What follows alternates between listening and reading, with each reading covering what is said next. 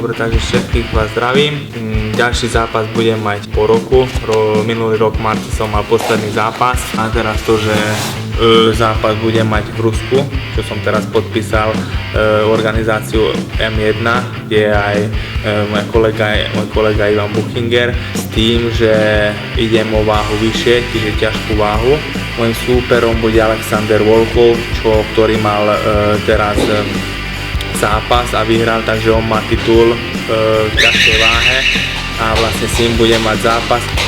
Veľmi dobrá vec, že zase môžem ako v tejto organizácii ísť prvýkrát, že hneď o titul a s tým, že som podpísal zmluvu ešte M1, s tým mi neskončila zmluva v KSVčku, takže v KSV som ešte stále takisto registrovaný bojovník len v poloťažkej váhe.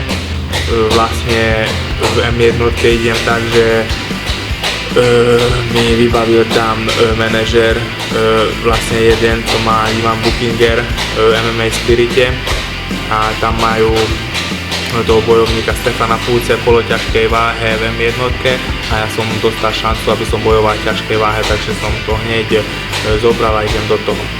Alexander Volkov, to je bojovník stand-uper, on bol v Bellatore šampión v ťažkej váhe. Teraz podpísal aj on M1 kontrakt, kde má prvý zápas hneď o titul, kde aj vyhral. On má asi 2,3 m a 110 kg. Veľmi šikovný bojovník, mladý 25-ročný, takže budem sa na ňo pripravovať a dám do zápasu všetko, jak stále doteraz.